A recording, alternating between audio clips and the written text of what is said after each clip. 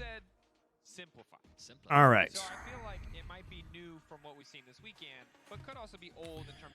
Hey, interesting. Renata Glask first banned. Surprising because he's again mentioned in the hotfix, but just objectively pretty strong. Okay, right now. we've seen a couple of these Tristana bans. I thought it was mostly targeted at perks, but interesting that they would put this over here for Larson as well. I assume this is mid Trist. Nico first for caps. Varus Jin. Marcoon, classically a Jin Zhao player, since he debuted as pro. Oh, okay. That Yike locked in Trundle and then looked across the stage to the opposite side. I don't know what that was about, but it was personal. He's just good in the champ opponent in the face. He's just the professional slam. You know what's interesting? We saw Lethal Tempo Jarvan. I could see an angle for Lethal Tempo Trundle being very strong into Zin. Potentially, we'll have to wait and see. With the Aphelios, in fact, locked in, they will forego the Draven, and he will deliver on what you are hoping for. That means that 3 games of Aphelios. Talk about the colors of the guns. That's right. Daniel Dracos and preschoolers. People excited to talk about the color red. Red and white, don't fight. I don't know, the Emilio Lucians have not impressed me. The Hyper bans are very interesting. No one in our region can play Lucian. I'm the early bot laners. And some of these I guess you just don't want the bully lane potentially coming out with the Varus Heimerdinger into your Aphelios. Trundle flex. The door. Hype set. Okay, Rakan again. Got the Rakan Varus combo. Didn't look great in our previous game. Lock in for Broken Blade. Something that he did have a lot of great performance. Knows that she's in chain, folks. Practical. So funny. He's literally showing you like, hey, do you remember all these fun champs? But I do think the Rogue do have. All right, not too many surprises here in the draft. Looks pretty meta from at least what we've seen from LEC teams so far. To act as follow-up engage, but is to break up the traditional front to back, maybe getting onto the objective first, or finding ways in which they can access the backline. We'll have to wait and see if they can pull it off, but simplified. I think the Rogue's composition is very straightforward. Front line goes forward, back line plays behind them. And especially with the Varus, you know, you've kind of got this champion who's going to be able to win out on push you would expect in the early game, depending on how the 2v2 goes, as we saw. Not that hard. Now, what mark in most cases was Zanzaro? I remember Zanzaro also introduced the W max tech. I wonder if that's still the same. I was going to call that out. Nice. Same page. Hansama just ate a ton of damage for free. That's a bit lackluster. You think like, oh, is there some sort of clever tech here? Nope. Just going to lose his life. Cool. What are my thoughts on this year LEC roster building? It's too early to tell because everything has been sloppy with the new season. I mean, they literally had just a few days since the patch went live to introduce it into pro play. So even if they've been scrimming on the new season, it's not the same as being able to play solo queue and kind of see how millions of players adapt to all of the new itemization and map changes. It's the 1,000 monkeys at the 1,000 typewriters thing. Like, yeah, there's some smart monkeys in the LEC, but 1,000 monkeys or 1,000,000 monkeys are definitely going to produce some results or like come up with some stuff that the teams are going to overlook. The mind of a pro. Sometimes you think it's on a higher level. Once you're convinced that they're geniuses, you just attribute everything. Hail of Blades on Larson. We've mostly seen the fleet footwork Azir. Just people, and they too sometimes make mistakes. But so far, nothing egregious. Lethality Varus of this composition, so looking like we're leaning more towards a poke or siege composition from Rogue. They give you range. You can sit relatively comfortably. So even laning phase thus far. Had a good weekend. Yeah, man. I mean, I'm living for this. Yeah. It's just, I kind of know what to expect in this early game. Yeah. Is the answer nothing? It's unlikely to be very volatile. I had what apparently you would describe as a cult meeting this morning, which means I went bouldering. Did someone just cheer for a cult meeting? All right, we're going to talk about that later, but... How did it go? Great. Yeah. I feel weak. Did you get another one to also get a tattoo? No. That's not the point. We just climb fake rocks. It's weirder when you say it out like that, though, I will say. Did you then play Magic afterwards? No. None of but that. Did you make plans to make? Yes, I did. Yeah, exactly. You were there when that happened. You knew it happened. I was backed into a corner. I'm not going to lie to the people at home.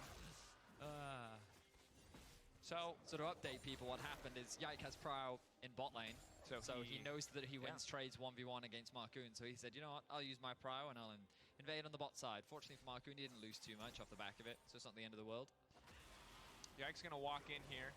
Larson's not going to push any buttons because he's smart and thus gets to walk away for free because the second Yike uses the pillar, he dashes out to safety. So just a little drive-by exchange of spells there. I do feel kind of bad for Larson because he used to be the Azir guy. The guy. You know?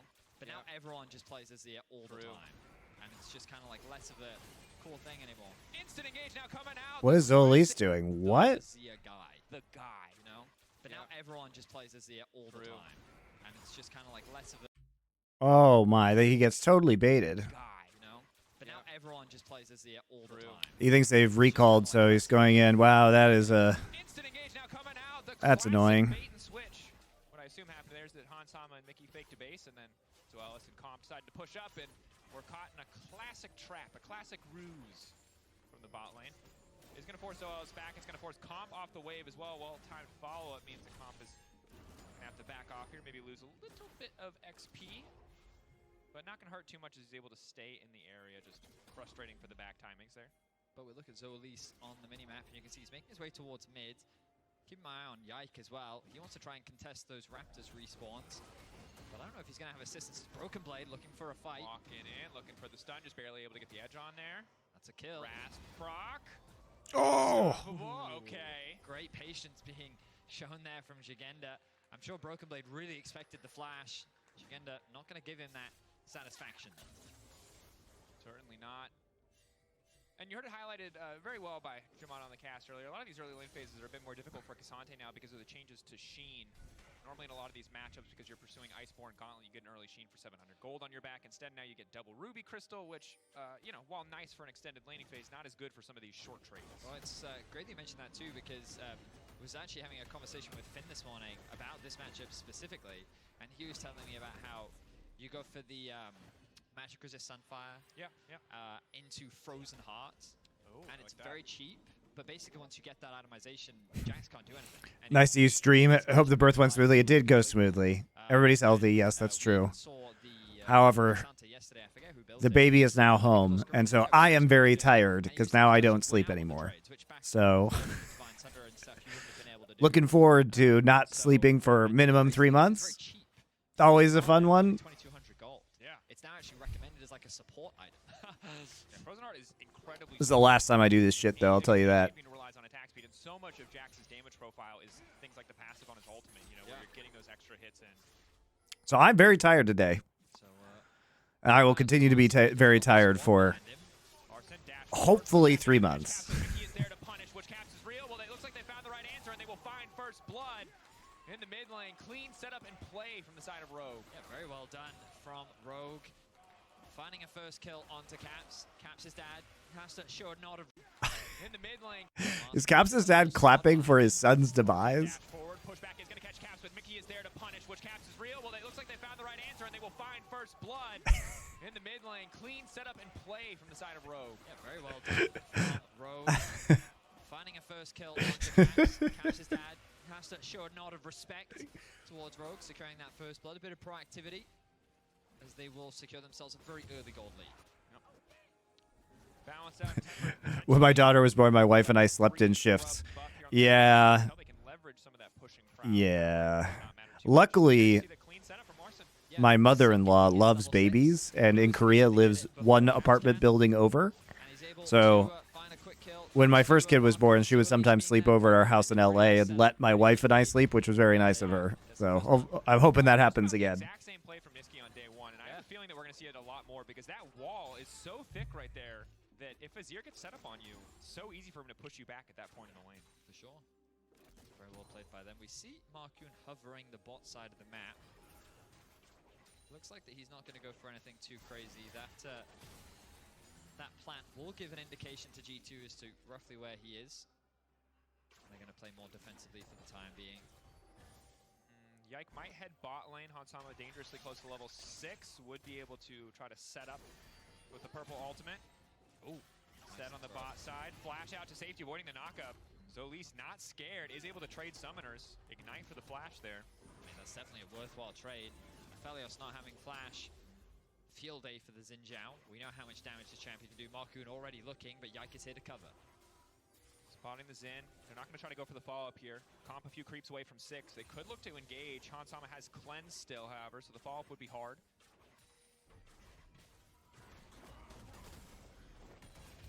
Early Dragon is available, and that is going to be the objective that Rogue start off. With the push in mid, Larson could be exposed. His flash just came back up. Yike now coming in looking for the knock. The pushback is there, but still, they forcing the flash out of Larson. But so many resources used there. In mid, Larson could be exposed. His flash. Early Dragon is available, and that I mean, Larson should not be is going to be the objective that Rogue start off. probably pushing up at this timing. He should be just going to join. Like, why is he harassing right now? You know what I mean? Like, I get his team is on Dragon and he thinks he might have an opportunity, but he should not be playing aggressively around the mid lane. He's not preventing any kind of freeze from coming in. Like, that wave was going into the turret regardless. And even if there was some sort of freeze right here, his team can just come help him right after taking Drake. So this is actually just he doesn't need to use flash or ult here. He's just the Nico ultimate for now. Trading ults, getting the flash up positive. Now there's a flash disadvantage. Broken Blade with a bit of a health advantage. For now, he is winning out on these early trades. But Rogue in a pretty good spot. Secured themselves the first dragon, got themselves first kill.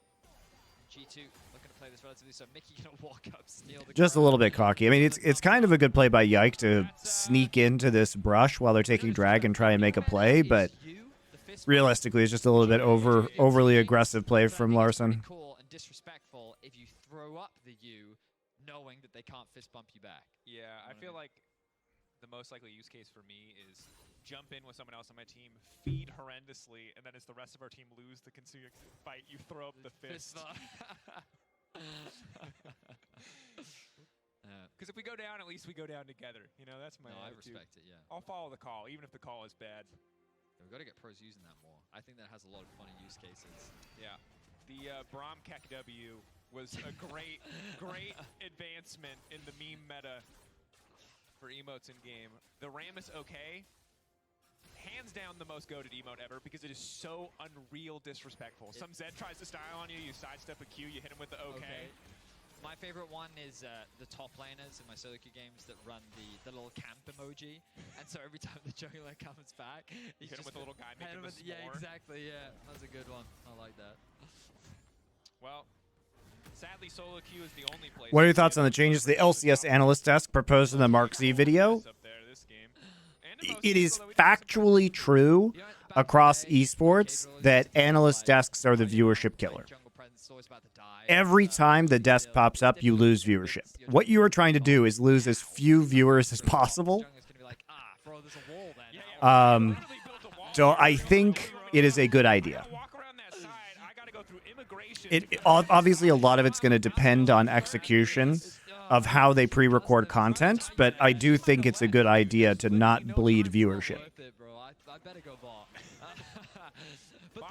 And that's not just a League of Legends thing, it's not just an LCS thing, it is an esports thing, which is like, desk segments are better than nothing happening for viewership, but it is really, and it's a battle too. Oh boy.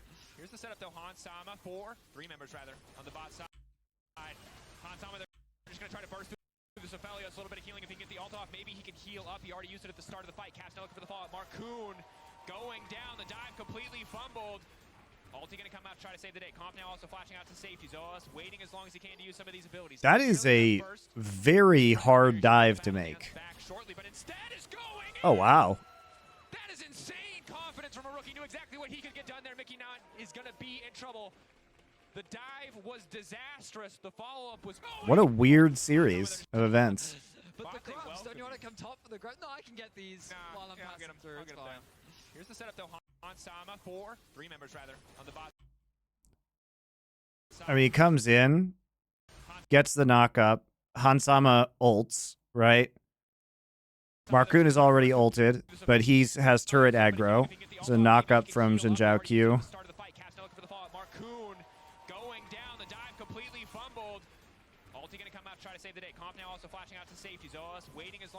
I mean, this just also goes to show how strong lethality is on ADCs right now. I mean, it's the Varus Q that fucks him up because he has the Serrated Dirk. Going in! That is insane confidence from a rookie. Knew exactly what he could get done there. Mickey Nott is going to be in trouble. The dive was disastrous. The follow-up was brave. It was bold. And Rogue come out on But you have to have the analyst desk, guys, because, you know, you need a break for the players. Otherwise, they can't adjust between games, for example.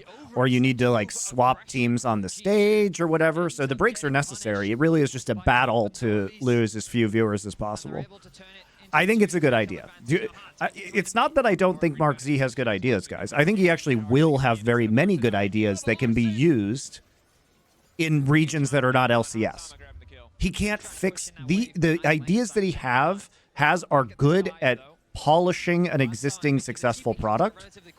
They are not going to revive viewership in LCS. That is impossible. Actually, it's not impossible, but it would require Riot to spend tens of millions of dollars to buy out franchise teams so that they could do what they did with Valorant and do a combined Brazilian LLA and North American League. Or you combine LCS and LEC. That's another option. But LCS in its current iteration is unsavable. It is unsavable. It's great how he utilizes the fog, stays in darkness. Comp quickly shuts that down with an arrow to the knee. Big ol' hitbox. You're riding a horse. Hit the girl and hit the horse. Easy. Follow-up is there. Comp now locked up. Mickey there for the follow-up. Hansama has been rooted up as well, but it's Mickey's in trouble. Without desk segments, we didn't have your secret SKT shirt moment. Playing like a man possessed on this recon. I mean, yeah, but I'm better at being entertaining in desk segments than almost any other person on desks in esports. So not really fair, right? Knock up onto one. Comp grabbing the kill. Rogue getting a ton of work done on the bottom side of the map. Almost 1K in their favor as well as the Drake. A really big overextension from G2. The Rogue is more than happy to take advantage of. That minion wave in the bot lane was massive. And Mickey's trying to force this fight. And look at how much damage all these minions are doing to Hansama. He feels trapped. It's very what you guys are doing between games is going and watching co-streamers' reactions to the games, which is much more entertaining. Like, you cannot tell me that Cadrill's reactions to Weibo games in between games was less entertaining than the world's desk segments. He crushed it. Look at the positioning from Comp as well. Nice and safe on the back line. Larson from over the wall. The damage is good. Koi extend their kills to 5. And this is what you wanted to see from this bot lane duo. Barsh, Rakan together. Finding these angles. You know, Rakan really being the setup. Anyway, it's just,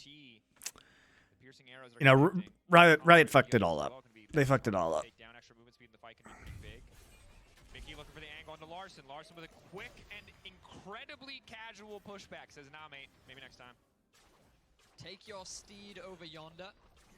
Not today. Yeah, that was a reference to Shrek, actually, I think. Pretty sure. I'm not sure. I'm a Shrek 2 guy, not a generic Shrek guy. There's one film and one film only for me. Rogue grabbing another Drake. 2 Drakes. You know, small plate advantage for G2. I'm also going to tread through the top tower, courtesy of those grubs. As G2 have been uncontested on that angle. But Rogue keeping it close. And I'm liking today's version of Rogue a lot more than yesterday's version of Rogue. I mean, I do like that comp. There's a reason TNT pays those guys a lot of money to run that desk. Yeah, because inside the NBA is really good entertainment. It's going to do them some wonders as we get closer and closer to the late game. Comp with 3-0-1 scoreline. But the thing is that Riot can't justify the expense of paying the best people to be on the desk. A lot of money to be on the desk. Like, they can't pay Cadrill more than Cadrill's making to be on their desk. Because that budget, you know, that budget is part of the thing where that justifies how they don't give more money to the teams. You know what I mean? They can't just spend a bunch of money on on-camera talent for the broadcast because the teams are like, wait, but what about our rev sharing? And because Riot will not release any information to the teams or to anybody about the success of their marketing efforts, you know, they get to keep all of the money that's made from skins used by Faker. Or, like, I know Faker doesn't use skins. Skins won by Faker, right? Or skins used by Larson. So that money remains invisible, right? So they can't justify spending a bunch of money on having an inside the NBA level desk or having the best talent on broadcast. Otherwise, they would have retained Cadril, right? But because that budget, the teams are like, wait, why are you spending all this money on Cadril instead of sharing it with us?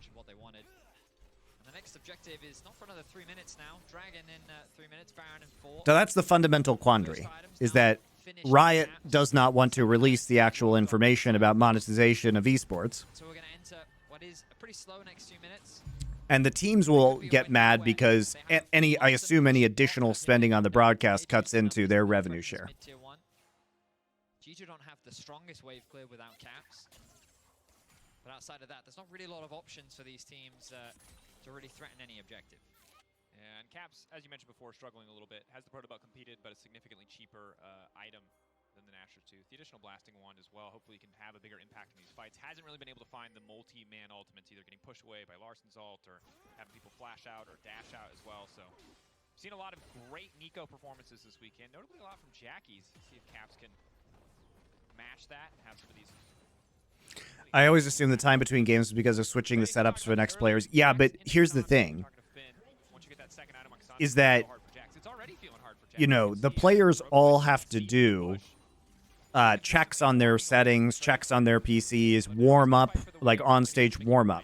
So, and then they do pick and ban after all that stuff is over.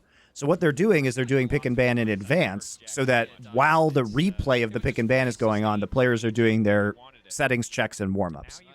So basically, you're just putting the pick and ban on top of the thing that has to happen, so you get into game faster. It's actually a very good idea. Also good for the trading. Yeah. Definitely not the worst, of course. You can still see him, for now, getting the trade advantages against Uganda. Does Faker win more worlds than play professional games with skins? I actually think that's true. I actually think he has won the World Championship more times than he has played games with skins. He accidentally played a Riven game. He intentionally played a Zed game at All-Stars. At like All-Stars 2014. And I think he accidentally played one more game with the skin. You guys can fact check me on that one. I think he's played 3 games with skins. Well, unfortunately, the 3-minute timer that we mentioned earlier nearly over. Dragon spawning in about 45 seconds, but G2 have set their eyes on this tier 2 top. But I think Rogue can respond. I think they're late to the play. They don't have the resources up here to match. They are, yeah. G2 with the massive void buff. He did another recently for the Red Bull event. So I think that might be the 3rd one. All right, fair enough. By the way, 2 of those were show matches.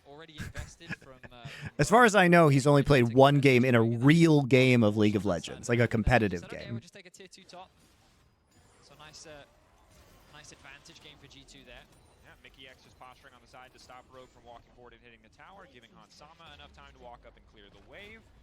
Clean macro in the mid game. You heard from the G2 boys, you heard from Duff as well. You know, Duffman coming back, working on the mid game with him, and it's clearly paying off. Caps faring a lot better in the trades against Azir now that he has a bit more items under his belt. Under his rocket belt? You missed the obvious joke there, Dracos. Get it together. More items under his rocket belt. G2 who are continuing to invest their people up towards the top side. Bear in mind, Rogue now at soul point. G2 seem to be completely fine with that. And we saw this yesterday versus KC as well. I believe KC got the first 3 Drakes and got to soul point. And it was G2 who had to fight so hard to get in the way. G2 very willing to play topside and concede Drakes. But it might cost them. I mean, it is TP top as well. TP top. Larsen. An Emperor. Hunted. Trying to dash away. Broken blade. There's nowhere to go. Yes, there is! Woo! This Nice escape. Not going to be ended today. Emperor standing strong. Yeah, nice flash into glide. Flashes away from the stun of Broken Blade. And Caps couldn't really get involved in the play. Now Rogue see a window. Mickey, can you... I'm looking for the T1 Genji banger tomorrow. Well, that'll be the first game we review on Thursday, guys. Thursday my time. Thursday morning my time. It's going to be Wednesday night your time, if you're an NA. Fantastic escape from Larsen. Getting the flash could matter in the fights to come, most certainly. G2 didn't really burn a lot of resources outside of BB's TP to make that play happen. But, I mean, that's a double 2016 Faker used his Rise skin. Oh, did he? That would be the 4th one. So maybe he has used Broken Blade committed his more team the same amount of skins that he's used in World Championships. G2, they went for an ambitious play. If they found that pick onto He used his Rise skin in the finals, Baron really? threat becomes a possibility, but they couldn't find it. Larson gets away. So instead, they lost their mid-tier 1. They took a lot of damage on the tier 2 bot. Caps is now trapped here, and I wouldn't be surprised Rogue could try and force a Baron here, because they know they have the numbers advantage. It's not necessarily about getting the Baron, it's about trying to force a fight with the numbers advantage. So I would love to see Jigenda trying to interrupt Caps, trying to keep him here in the bot lane. How well do you think Reginald would be as an LCS coaster? He'd be terrible. He's been out of the game for years. Also, he would make far less money doing that. So there's no reason for him to do it. As Marcoon just continues to poke away at Mickey. Larson on the top side as well. Top lane tier 1. Feels like they could have tried to force that a little bit more, but Broken Blade giving access to jump in. I mean, they know Caps is bot right now. This is a perfect opportunity. Like, I think you can just have Jigenda. Also, like, Riot clearly doesn't like Reginald. That's why they didn't give TSM a Valorant partnership. Larson uncontested on the backside, moves in, shuffles one. So many flashes now coming out, but it's Jigenda now. So powerful. Will it be enough? Consistently CC. Like, it's possible that one of the reasons TSM doesn't have a team right now is that Riot doesn't want to approve TSM ownership for a new team.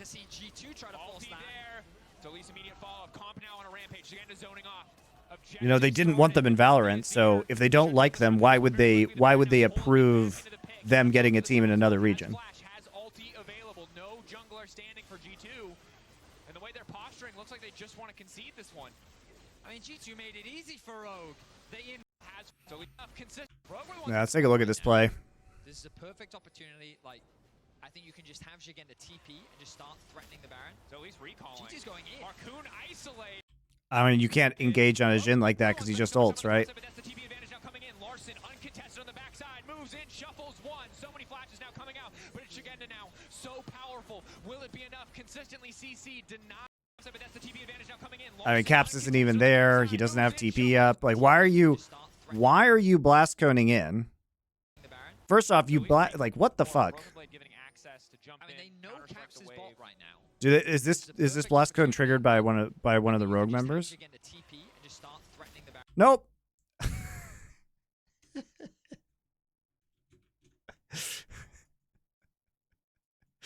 Literally, Yike just pushes the go button. Jigenda has TP. Caps has no TP. Caps is here. Walking up. Yike is in alone. He blasts Hansama out. They're just really worried about the Baron being taken, but if you die like this, they get the Baron anyway. Will it be enough? Consistently CC denied access to the backline. Stop from making a greater play. I mean, very surprising to see G2 try to force that. There. So at least immediate follow-up. Comp now on a rampage. Jigenda zoning off. Objective started. They've got the Azir. Should be able to shred through this one very quickly. The Baron now pulling them back into the pit. Caps off to the side as well. Has flash. Has ulti available. No jungler standing for G2. And the way they're posturing looks like they just want to concede this one. I mean, G2 made it easy for Rogue. They invited the teleport. They started that fight and said, come, 5v4 us. The fight was disjointed.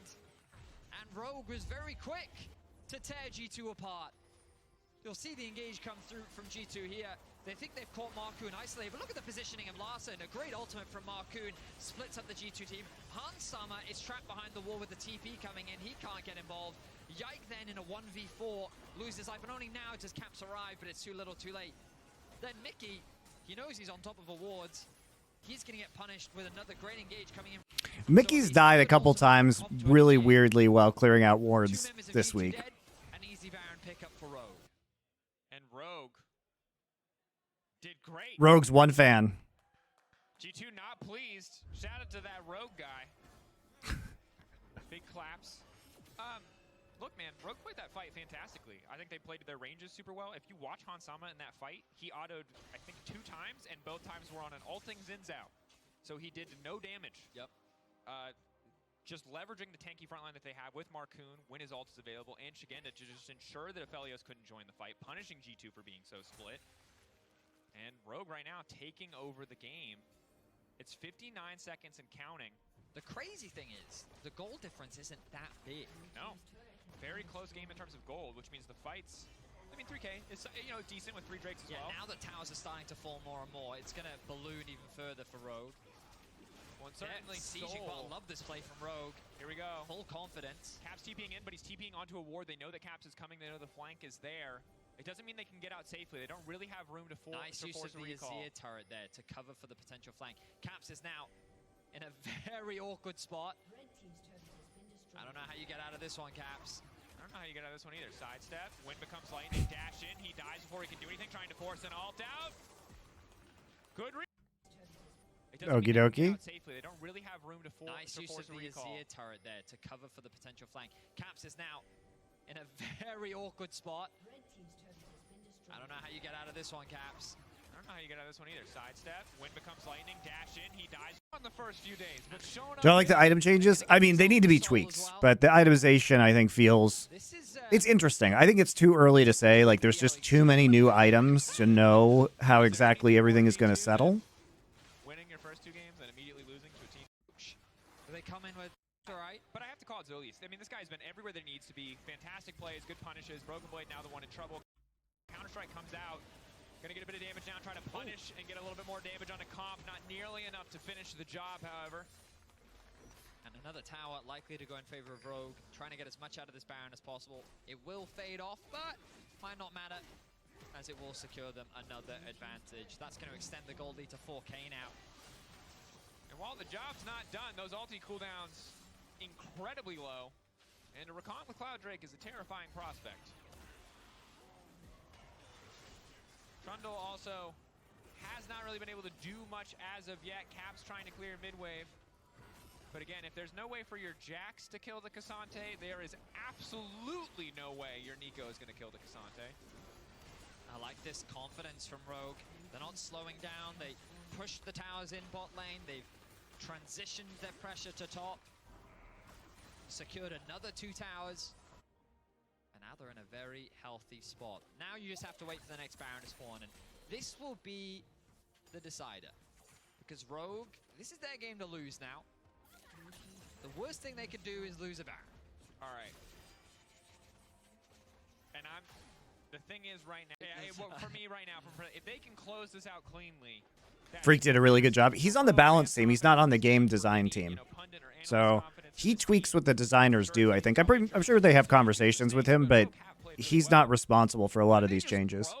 After building such a big lead, that will be heartbreaking. Let's see what they can do. Yike. Gonna get a tower of his own. Are there any specific teams you wish did a Breaking Point style documentary? Sure. Haziri, thank you. Love LFN. Well, we love you. Thanks for watching our shows. Because he's not here, so I had to get him in, Shout out to our boy Medic. I mean, I would have loved to have seen Breaking Point on Vitality last year. Like in honor of Medic. Yeah. That would have been great. Bless up. Miss you every day. Medic's fine. He's at home. Just again, to be clear. Completely fine. He's completely, totally fine. All right, the crowd rallying the support. They've been pretty quiet this game. Well, understandably. Yeah, but they realize, they've got to bring the energy back. No, I think Fnatic would be kind of boring. Have I seen The Expanse? Yes. The Jat TL, yeah, Andrew, that's a good one. FlyQuest last year? I don't know. I think FlyQuest last year would have been kind of boring, honestly. I think he's close. The Expanse is great, man. Fincible. Finvincible. Thank you for your Twitch Prime sub. I think the FlyQuest one would just be depressing. It wouldn't be funny. It's just like the bow dynamic makes the Vitality one super hilarious. It's a ton of extra AD and lifesteal, so will matter a lot in these close potential fights. The show is really good. The show is really good. The thing about this rogue composition is if they have first access to any objective, they can set up, they can poke as G2 come to check. Oh yeah. They really get to decide the pace of this game. Well, here we go. Now the fight over the mid wave begins. Rogue already have good push on the top side of the map. It's being started. Larson is just melting through this objective. Larson and Shigenda have the angle. But as long as they have eyes on Yike, they don't have to be too scared. Trundle has flashed, but definitely not the best champion for contesting these objectives. Broken Blade running mid lane to break down this tier 2. It is an objective bounty, so right now G2 coming out on top. But if Rogue can cleanly collapse here, it could all fall apart for G2. Broken Blade forced to ward hop over the Mike wall. coming out, Get it flash out, away. dash away from Larson. So Broken Blade's flash, no longer available. So Rogue Traded. have pushed G2 out of that tower. No objective gain for them. They push in the mid wave. Now they move back towards the Baron. They haven't spotted out that one ward though, which gives G2 a lot of information as to what is happening around the Baron. Saint Vicious still alive? Yeah, I've actually seen Saint Vicious, you know, in the past couple of years. He's doing a lot of TFT stuff and he like trades stocks. He's a really nice guy. Yeah, he's doing well. I had a nice chat with him at a party. He streams a bunch of TFT. He's a really good TFT player. He's one of the best. Fishing, hoping to connect on the wind becomes lightning. Both sides just posturing so much. G2 constantly threatening mid as an answer to Rogue, posturing towards Baron. He's literally streaming right now, says Chris Edgeworth. Yeah, he streams a bunch. Just looking for that slide edge. Here we go. Nice side step from Hansama. Hansama just clearing the way. They're just focused. What are they? What game are they playing? They're just refusing to fight. They're just breaking the base. What is it going to cost them? Hansama still untouched on the backside. Raccoon ulti already down. Keep your eyes on Hans in the fight to come out. Larson now trying to push back. Shigenda's zoning the support is a mistake here. Will not save him. Shigenda still strong. G2 getting tricky. Barrow will not fall for the trap. They lose an inhibitor, but they take the fight. They're going to TP the bot lane though. Shigenda and Larson with 4 members dead on G2. They have a wave in the bot lane and they're looking to end things right here, right now. What a crazy series of events. They can't end. They shouldn't have sent 2 bot. They should have sent Shigenda bot and Larson to Baron. No arm guard on Caps. Can they end? Just now coming back. Ulti up and available. Impossible for him to hold this alone. Is going to move in. Is just going to try to take out the minion wave. Is going to try to buy a bit more time, but is it enough? Stopwatch is there. No, they can't end. Yeah, that's kind of a misplay right there. But he's bought G2. Just going to You definitely only TP 1. You only TP Shigenda to take inhib, and then you go take Baron and then Elder. That's a macro misplay. just going to try to take out the minion wave. Is going to try to buy a bit more time, but is it enough? Stopwatch is there. Caps now dashing out to safety. Comp dominating. But he's bought G2 another chance at life. But the Elder Dragon and the Baron are both up. Yes, Rogue will limp away. Rogue resetting. If Mickey interrupts Mickey the has to base interrupt. That's what he needs. Oh, but he's But he going to go the doesn't wrong way. Did Hotshot and Saint ever fist fight? Not that I'm aware of. Saint's a pretty small dude. He's not very big. Not that Hotshot's big, but Hotshot's like a lot taller than him. No flash, making the steal that much harder. Rogue in a great position. Are they just going to try to trade it? And they're both really nice guys, honestly. Like, it's funny to me that Saint cultivated that image of himself because he's really just a really nice guy. And he always has been. But no TP for Caps available. Rogue can just burn this objective down and look to contest G2 at the Baron. Because Rogue want the fight. Once they've got the Elder, a fight is all they care about. So G2 have got to be as quick as possible. And they've got to get away. Here's Shigenda. Man, the fucking Baron heist. Baron achieved. Get the hell out is part 2, and they might not be able to find it. Yike now knocked up. Comp coming in. Ulti goes in. Yike trying to buy a bit more time, but it's just not strong enough to stand in the face of that Elder Dragon buff. So the weird thing is that G2 actually... How many fistfights have there been in the League of Legends scene? Well, nobody talks about the Quas incident. So this Baron may have been enough to stall. Because the thing about the Baron is... Not that many is the answer. Well, in the West. I have no idea what goes on in, like, behind the scenes in China and Korea sometimes. Themselves another opportunity to find a way back into the game. That's why Rogue have to force. They need to find a way to leverage this Elder because in a 5v5, or right now a 5v4, naturally they're just going to win out. Yeah. And proactivity was such a struggle for Rogue yesterday, but if they can get aggressive here, if they can find the engage angle in the duration, in the next minute and 30 seconds of this Elder Drake, they can find the win. But if G2 just get to keep stalling, we're going to be on much more even footing as we get later into the game. Only the Cloud I like Soul. this push top. I think it makes a lot of sense. But here we are. This is the annoyance of the minion waves. It just buys a little bit more time. They also do more damage to the opposing minions, so those are going to be slowly thinned out. Caps is going to look to thin this wave out as much as he can. Hansama's going to catch mid.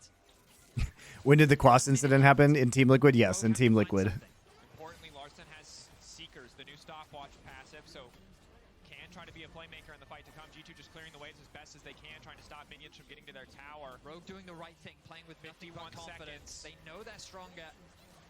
They've secured themselves another inhibitor, but they can't relent on the pressure. They now make their way towards mid. Oh god, this is gonna take another Baron to end this game, isn't it? Just trying to hold on. Remember, even if the Elder falls away, Rogue are still heavily favored in the fight. They have massive advantages. But there's no way, absolutely no way G2 can win a fight with Elder backing up Rogue. 28 seconds. Rogue just moving forward, taking their time. They have the waves in their favor finally. We'll break down. What do you believe would be the role of Koma in T1? Cheerleader? Emotional core? 15 seconds left on the Elder. Player dispute resolver? Supers on the bottom side will eventually come in. Rogue can just keep playing. Pro player ego checker? I don't know. He's probably not going to be much of a strategic role, honestly. Every single wave means it feels like an inevitability that G2 will lose this game. Slowly but surely, the minions are beginning to mount. If G2 can get Caps' flash back up, maybe there's an angle. But it's just so hard. Rogue are taking their time. They're playing it safe. It's G2 that have to pull the trigger now. Pullback won't connect on the Q3 for Shigenda. Pillar to buy a bit more space. BB and Shigenda trading, not a lot going to come from it. Ulti going in from Comp, first major cooldown used. Caps now a melee creep. What do I think of CV Max? I think he's a very good coach. I'm actually excited to see what Guangdong Freaks are going to be like this year, especially with Cuz. Just chipping away at the HB Comp, forcing Broken Blade back. He's going to be able to heal up very quickly. Double supers here. I think they're probably going to take a big step forward this year, which is exciting because we need more kind of mid-table teams in LCK.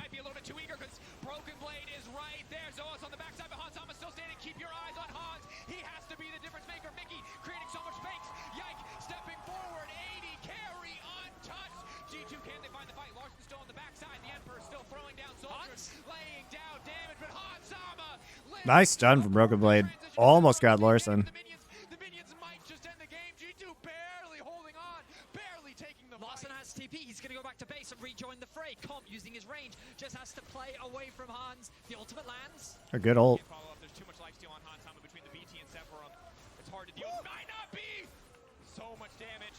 Almost all of his health gone. Hans Sama needs to sidestep and he'll do it just in time. Here comes Larson. Inhibitor is back. Double creep wave slowed down. They need to get on top of Larson, but they don't have the range. Hans Sama does now, however. There are no summoners anywhere. It's a pretty exciting fight. I mean, credit to G2. Like, they've actually held on surprisingly well in this game. Taking their time. They're playing it safe. It's G2 that have to pull the trigger now. Pullback won't connect on the Q3 for Shigenda. Pillar to buy a bit more space. BB and Shigenda trading, not a lot going to come from it. Ulti going in from Comp, first major cooldown used. Caps now a melee creep, that much harder to hit, even if Rogue are aware of it. And now the Baron's gone. Means the siege is much easier for Rogue. Just chipping away at the HB Comp, forcing Broken Blade back. He's going to be able to heal up very quickly. Double supers here. Forces a flash out of Comp immediately. Marcoon steps forward to punish, but he might be a little bit too eager because Broken Blade is right there. Zoas on the backside, but Hans Sama still standing. Keep your eyes on Hans. Rakan's gotten some good value this game. Creating so much space. Yike, stepping forward. 80 carry untouched. G2, can they find the fight? Larson's still on the backside. The Emperor still throwing down soldiers. Laying down damage, but Hans Sama lives. A perfect transition to Sephiroth to stay standing, but the minions might just end the game. G2 barely holding on, barely taking the Larson fight. has TP. He's going to go back to base and rejoin the fray. Comp using his range just has to play away from Hans. KDF was apparently rolling C9 in scrims during the Worlds Boot Camp. I mean, that's not really surprising. But I also heard that they were practicing a bunch of the top teams as the kind of the bracket went on. I think they were practicing against T1 towards the end, right? So I think they just played a lot during the off season. You know, use the opportunity of Worlds happening in Korea to get additional good practice. Also, they had some promising players. Like, I think Bulldog honestly looked pretty good. He developed like quite a lot over the course of last year. Do you plan to save the VOD of this live? What do you mean by VOD of this live? There's a new YouTube channel where all the VODs of the games I watch are going. It's right here. Subscribe there. That's where all of the unedited VODs will go, and then some edited games will go on my main channel. Because so at least then gets isolated. Then look at this damage from Hans Sama here. Shreds the backline, forces Rogue on the retreat. But the second Dudu, one of the best top players in Korea. Yeah, Dudu, incredibly underrated, by the way. So with Cuz, you know, Cuz had in summer, Cuz's performance was really quite good, and at Worlds his performance was really quite good. 3 for 2 in favor of G2. But now the Elder spawns in 45 seconds. G2 have found a way out of their base, but it is in tatters. Pillar there to buy a bit more space. Caps now needs to retreat, getting completely shredded by Larson. Yike body blocking where possible. Mickey needs to jump out to safety as well. That's a flash. Pullback is big. Larson now untouched on the backside. Mickey trying to buy a bit more space. Ulti not going to connect from Hansama. That might just be it. Zoels again finding the follow-up engages. Rakan will not quit. Rogue marching down mid lane. This should just be their victory. It was harder than anticipated. Like, G2 made this quite difficult. Marcoon zoning away. Shigenda eyes on the prize. He is not messing around anymore. Knock up there. But again, Shigenda's just too damn tanky. The shutdown onto Hansama. Rogue have done it. Oh, finally. Man, that took a long time. They think about how long they had Cloud Soul before they actually won that game. But they got a much needed victory. 11-0-8 for Comp. His positioning fantastic throughout the game. G2 still fine, though. Nothing to worry about there, I don't think.